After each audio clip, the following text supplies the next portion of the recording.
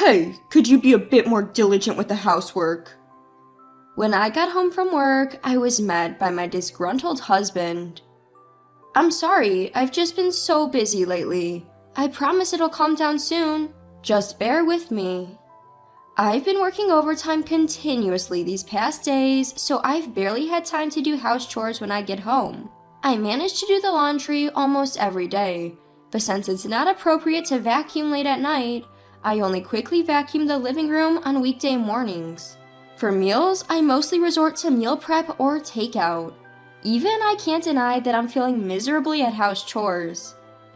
My name is Michelle. I'm a 29-year-old office worker. I met my husband Jake, who was my middle school classmate, by chance at a cafe about 3 years ago, and we exchanged contact details. On the day we met, I was out alone watching a movie. As we live in a small town, almost everyone goes to the same large movie theater. On my way back, I noticed Jake sitting at a table next to mine at a cafe in the shopping mall where the theater was. It was like a scene from a comic book. I even wondered if it was fate. Although we exchanged contact details then, we didn't communicate much. But later on, we both attended a school reunion, and our relationship began amidst the encouragement from our friends. Jake and I got along well in the past, and we still clicked, so he proposed a year into our relationship. Perhaps because we live in a small town where people tend to get married young, I was starting to feel the pressure by my late 20s, so I accepted the proposal immediately. Of course, I love Jake. But looking back, I wish I had taken more time to understand him better. Jake, who has always lived with his parents, is practically incapable of doing housework. Since I used to live alone and have my way of doing things, I prefer to do everything myself, rather than getting half-hearted help. I only ask Jake to take out the garbage and clean the bathroom, and I take care of the rest of the housework. But a month ago, I started a busy period at work and began working overtime. A colleague also recently went on maternity leave, so there is even more work than usual during this busy period. As a result, I have less time for house chores, and it seems to annoy Jake. And finally, Jake blew up his frustration. Exhausted, I came home to hear, Michelle, enough is enough. I'm supposed to wear this outfit tomorrow, but you didn't even wash it. All you have to do is throw it in the washer and hang it out to dry. Why can't you do that? I didn't even have time to do the laundry yesterday as I came home late.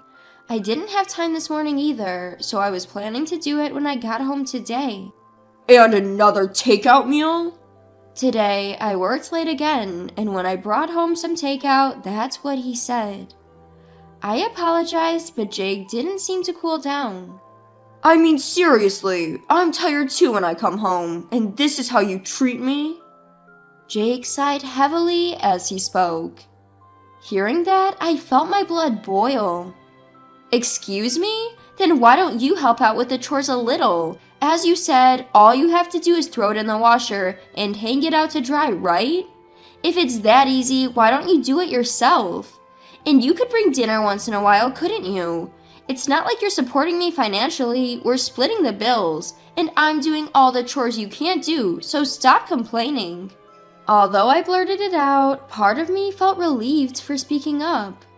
But of course, Jake didn't feel the same way. Is that how a wife should talk? That comment made me see red again. What do you mean?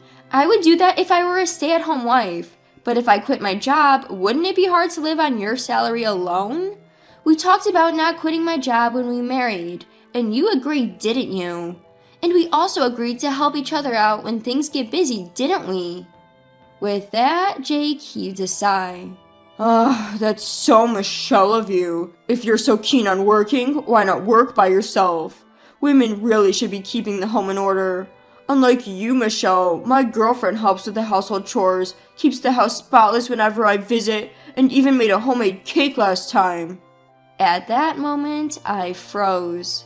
Wait, what did you just say? Girlfriend? Who are you talking about? An old flame? Or are you having an affair? While my mind raced with a flurry of thoughts, Jake smirked.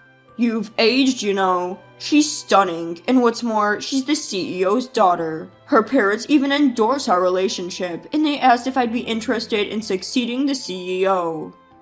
And then, shockingly, Jake produced divorce papers. That's why, fill these out. I'll be leaving tomorrow. Caught off guard, my mind was stuck in disbelief. Hold on a minute. Jake, are you saying you're having an affair? And you're divorcing me to marry your mistress? Jake laughed mockingly. That's right. I'll even pay whatever you want. I'm the future CEO after all. You think I'll just accept this and sign the papers? I retorted, but Jake remained unfazed. So, you want to keep living like this? You think life with me, who has lost affection for you and yourself, worn out by work and chores, is enjoyable? I stuttered, unsure of what to say. He was right, though. Our loveless relationship was only causing stress. I thought about it long and hard, but I grew wary of thinking any more. I responded impassively, fine, but I'll file for divorce once I've sorted things out, like asset division and alimony. I'm too busy with work right now, so you'll have to wait. Jake, looking exasperated, replied, Yeah, always putting work first. I'll leave the papers here. Let me know when you file them. He then left the living room for the bedroom. Some time passed, work settled down, and I found a lawyer through a friend's recommendation. The lawyer, who specialized in divorce, listened to my story, and we decided to demand more alimony than average. I had anticipated Jake to negotiate the price, but surprisingly, he agreed to the amount. Is it really true that he's being considered for the next CEO? I felt a pang of regret, but decided to let it go. If I'm getting a decent amount, I might as well go on a vacation alone and refresh myself. Half a month since Jake left the apartment, just as work was settling down and the alimony negotiations ended, the empty apartment started to feel lonely. I should move, I decided. There's no point in staying here. It's too big for one and feels hollow. Luckily, I can take time off work now, so I should move while I have the chance. I headed to a real estate agent and signed a lease for an apartment closer to my office. I moved a week later. I had to inform Jake about the move as the apartment was under his name. Immediately after, he called. Do you really think moving out of our memories-filled apartment is the right choice? Isn't it lonely living alone in a strange place? I'm sure you haven't forgotten me, so you might as well dwell in the past. Jake and his arrogance looked down on me and spoke with such condescension. Yes, dealing with these sudden events was tough, but as the days turned into weeks, I found myself getting angrier. I realized I had no affection left for Jake. No matter how much I told him that I've moved on, Jake only responded with conceited remarks like, Stop hiding it, or don't play tough.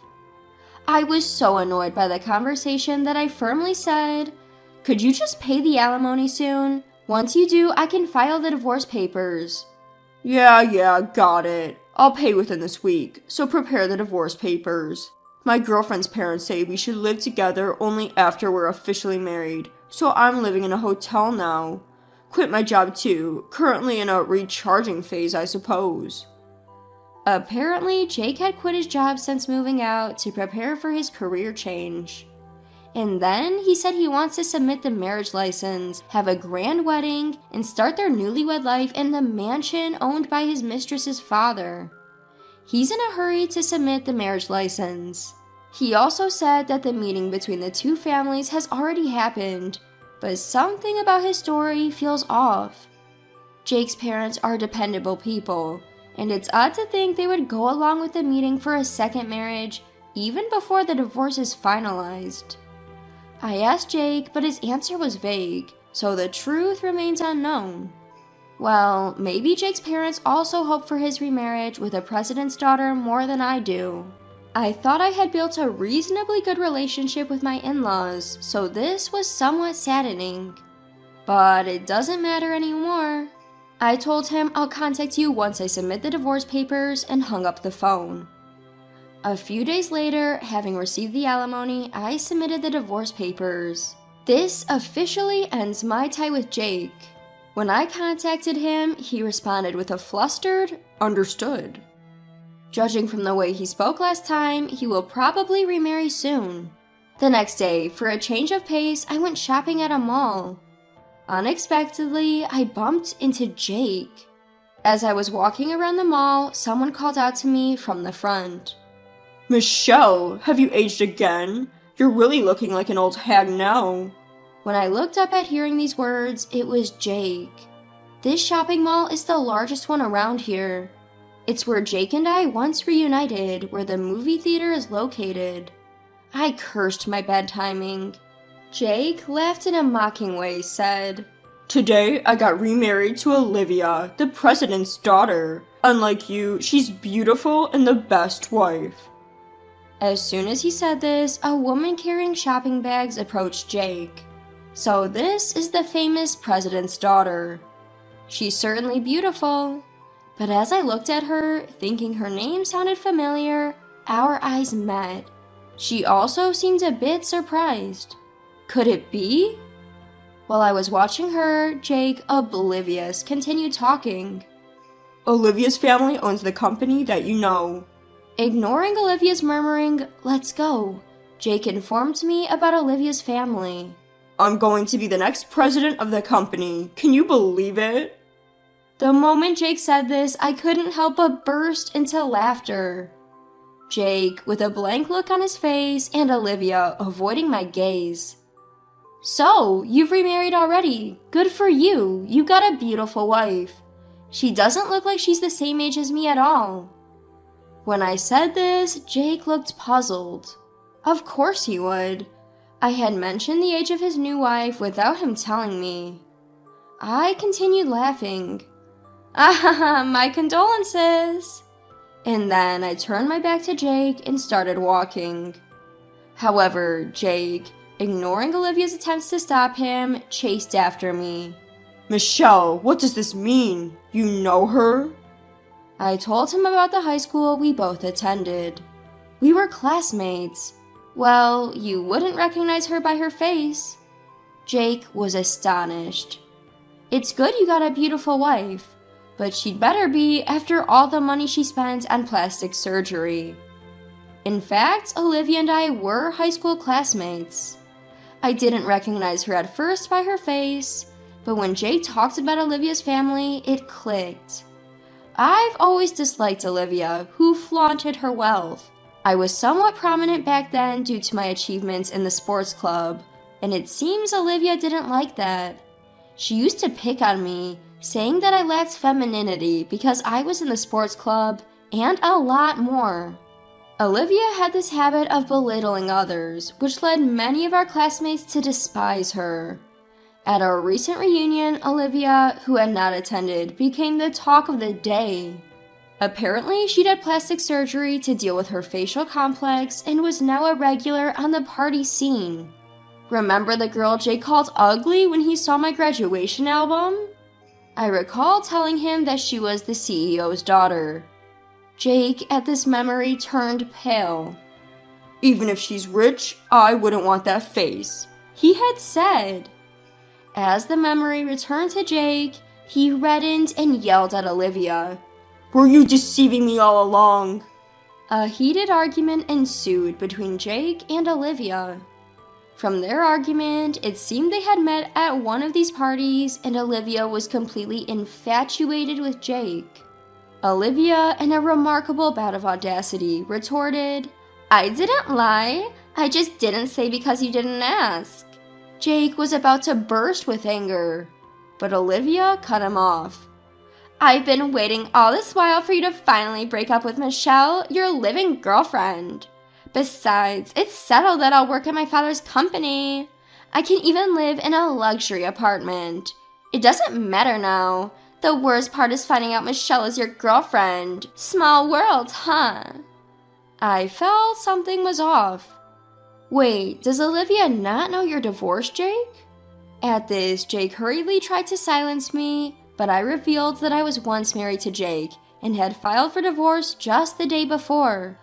Olivia was left speechless. I continued, "In fact, I called Jake's mother yesterday to inform her about the divorce. She told me she had no knowledge of any remarriage, let alone meeting Olivia's parents. I had thought of identifying Jake's mistress and claiming damages from her, but since Jake agreed to a higher compensation than market rate, I didn't bother looking into his affair. But to think he was hiding his marital status? That's marital fraud, isn't it?" After they turned pale and bickered a bit, I decided to leave the scene. A few days later, I was contacted by Olivia through one of our classmates. "Please don't tell anyone about this." And I received a sum of money she referred to as compensation for my troubles. More like hush money, I suppose. But I had no intention of telling anyone anyway, and getting paid for my silence was a bonus. Olivia ranted about Jake to me at that time. Apparently, the parents Jake had brought for the meet and greet were not his actual parents, but were hired from a family rental service. I was surprised such a service existed, but it made me wonder if Jake had wanted to marry Olivia, or if he was just after the CEO's position. Though Olivia was in love with Jake, it remained a question whether Jake was attracted to Olivia's looks and status.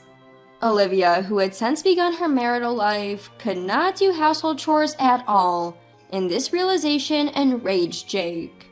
Her cleaned house and homemade cakes were all the work of her housemaid. In the end, Jake and Olivia divorced almost immediately, and Jake was sued for marital fraud. Despite the hush money, Olivia spilled the beans, and apparently her father was livid.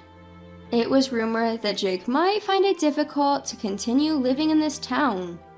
Now, he was living in a cheap apartment, working day and night, and he was at his breaking point. He asked me to return the divorce settlement. I responded, "What? You must be joking. I have zero intentions of helping you. Never contact me again," and hung up. Since then, I used my accumulated paid leave for a personal recharge period. I took a trip on my own and experienced new things.